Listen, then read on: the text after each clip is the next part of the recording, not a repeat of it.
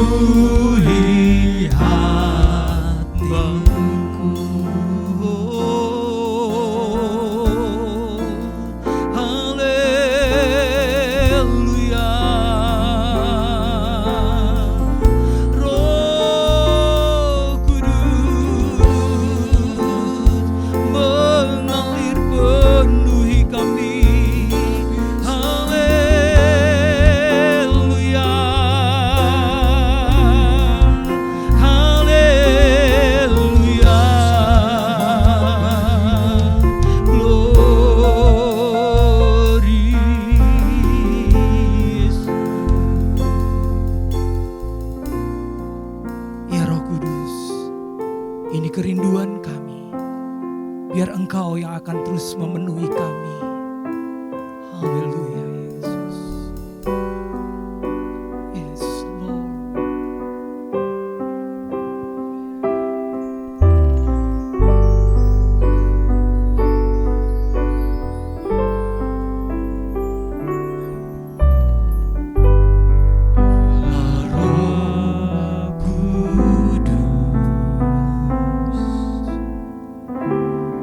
Penuhi kami.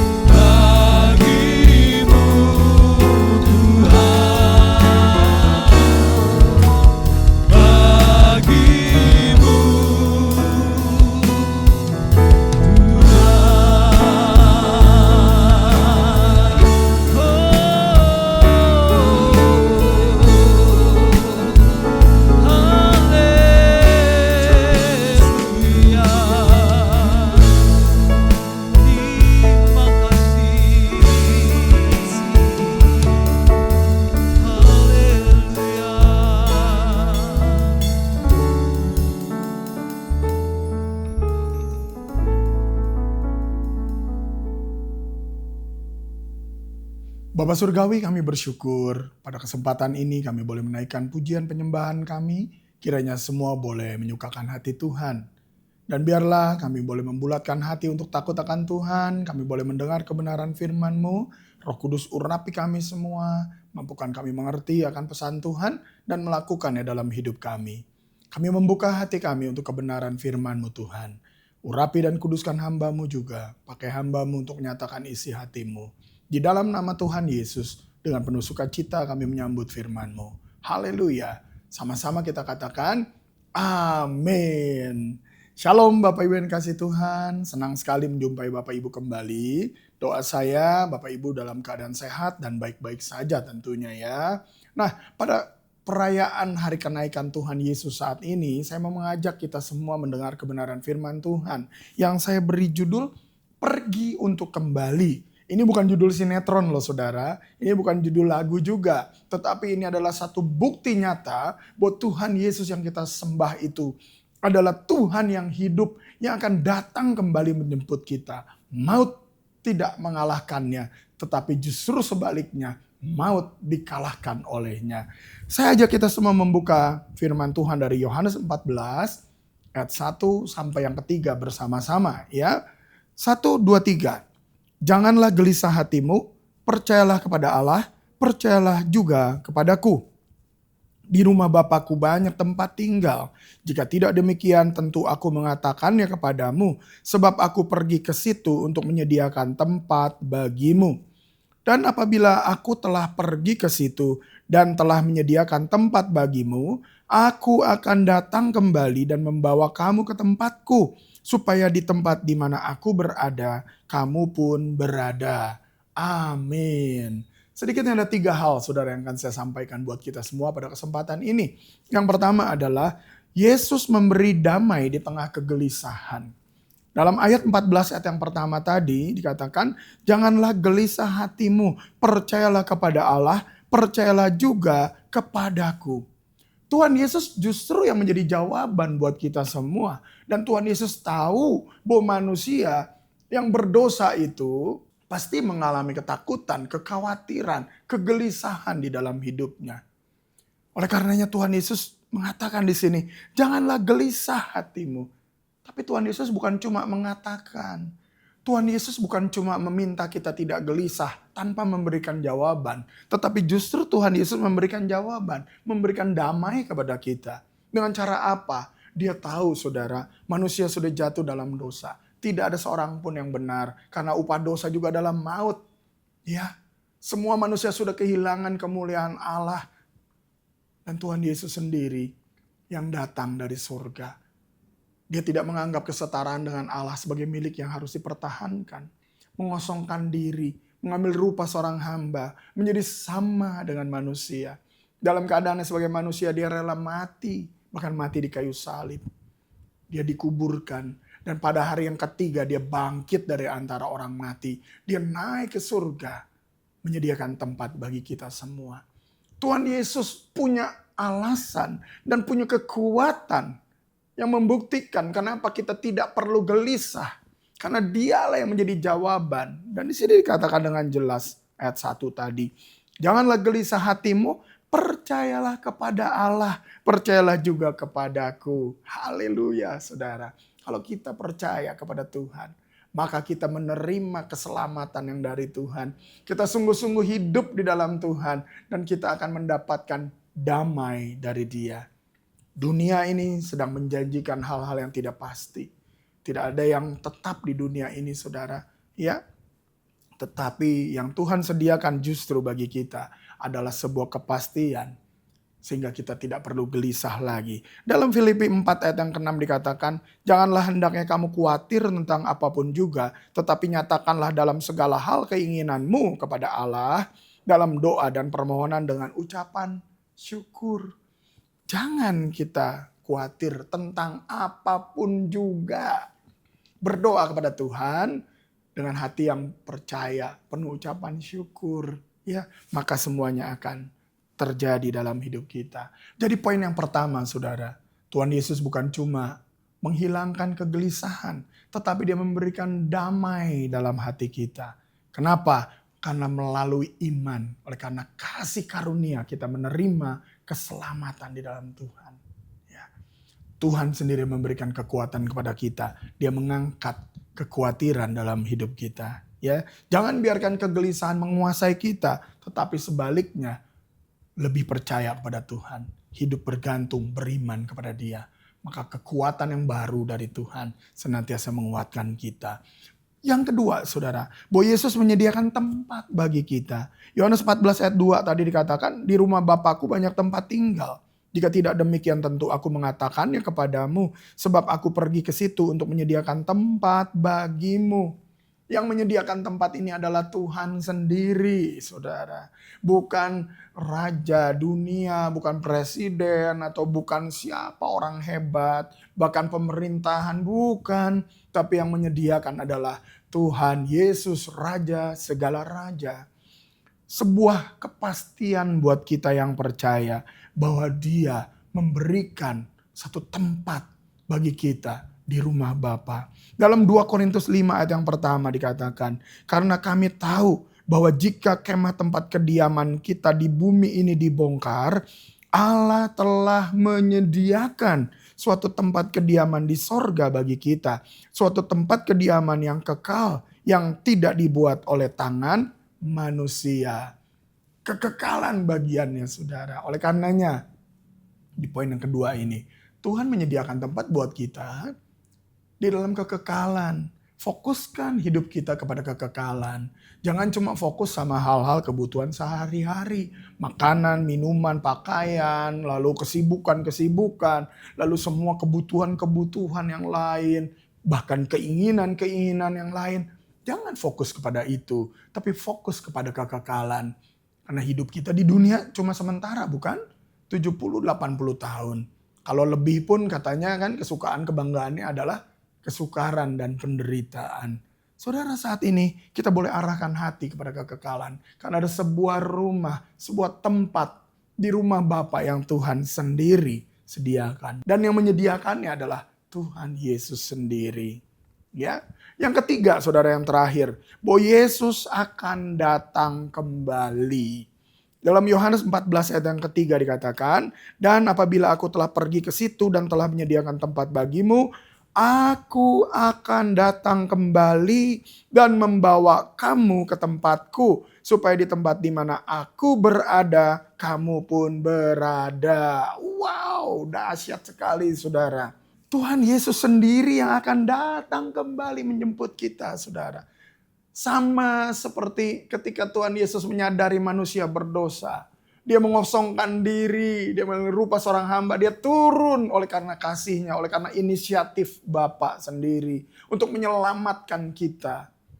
Dan ketika dia juga sudah naik ke sorga, dia juga akan datang kembali. Bukan kita yang harus bikin tangga ke atas, bukan kita yang harus bikin menara yang ke atas untuk bisa menggapai sorga, tidak. Oleh karenanya kekristenan itu bukan upaya manusia mencapai Allah. Kekristenan itu adalah bagaimana kita sebagai manusia menerima pertolongan, penebusan dari Allah sendiri. Bagaimana kita boleh meresponi kasih Kristus. Itulah kekristenan yang sesungguhnya. Saudara, kenaikan Yesus bukan perpisahan selamanya, tetapi untuk sementara. Karena dia akan datang kembali menjemput kita. Kita punya harapan bukan cuma untuk di dunia ini, tetapi untuk hidup kekal. Kekal artinya selama-lamanya, saudara. Tidak ada batas waktu.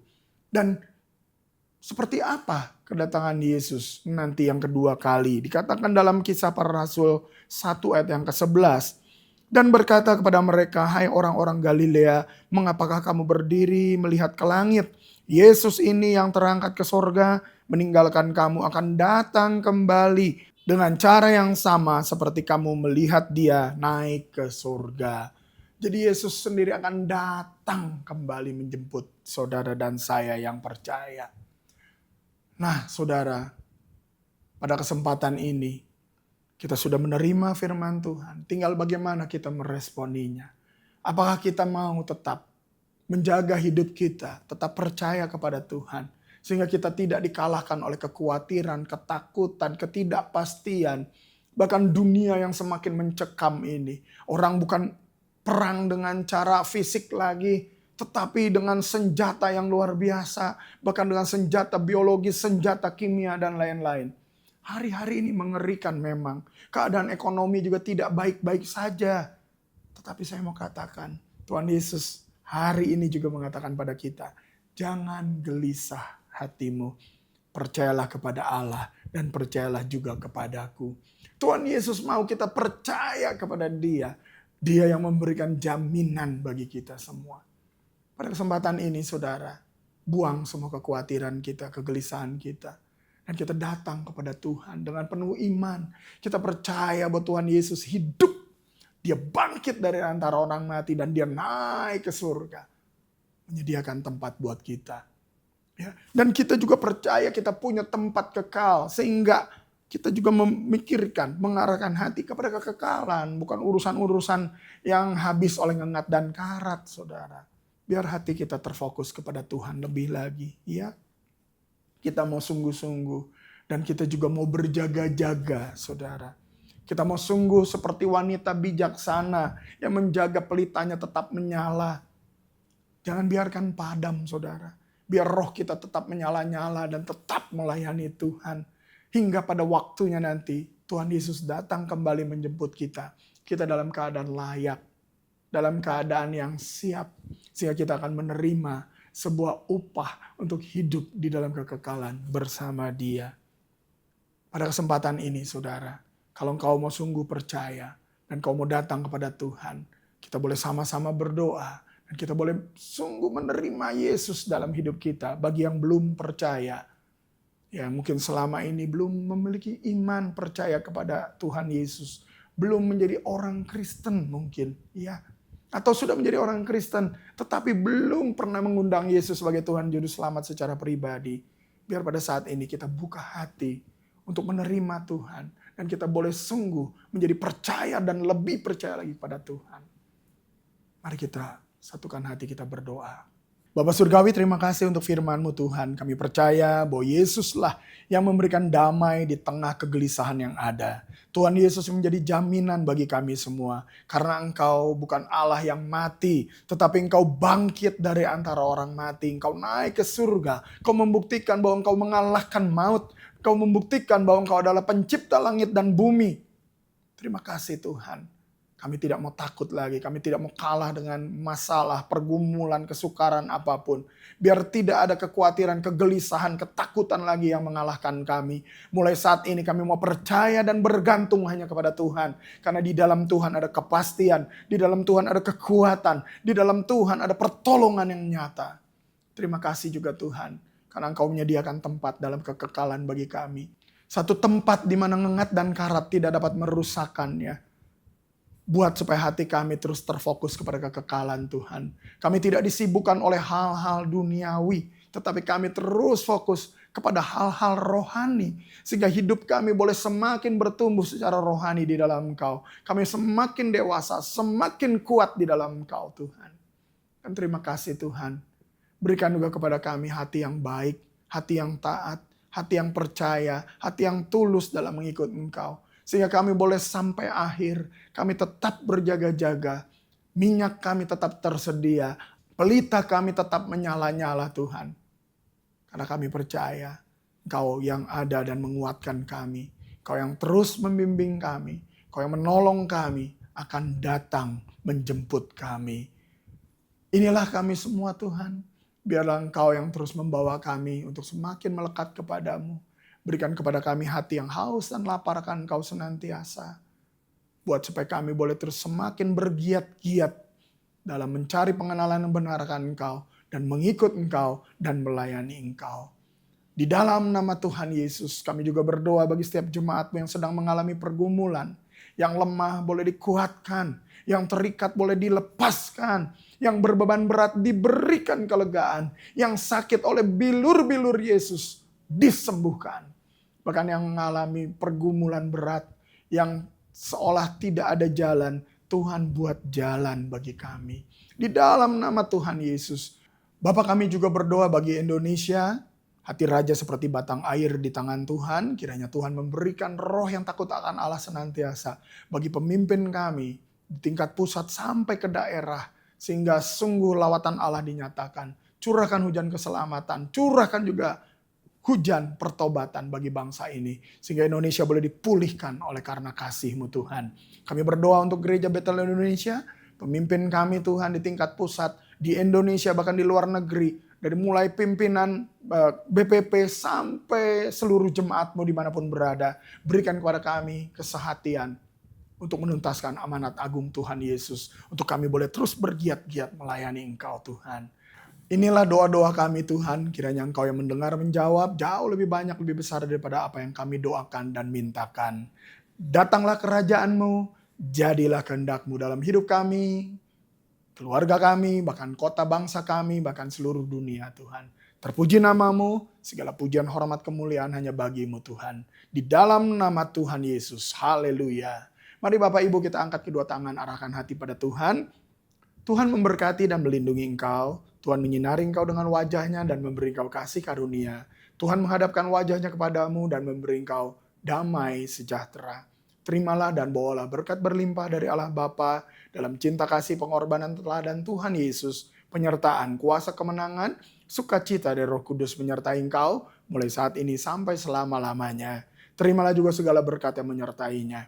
Apa yang kau perlukan, Tuhan cukupkan dengan berlimpah. Bahkan apa yang tidak pernah kau lihat dengar, tidak pernah timbul dalam hatimu, Tuhan sediakan bagi engkau yang mengasihinya. Kau akan berhasil dan beruntung dalam apa yang kau kerjakan. Kau dan seisi rumah tanggamu diselamatkan dan memuliakan Tuhan. Terimalah semua berkat ini dan jadilah berkat. Di dalam nama Tuhan Yesus kita bersama-sama berkata, amin. Tuhan Yesus memberkati Bapak Ibu semua. Selamat merayakan hari kenaikan Tuhan Yesus.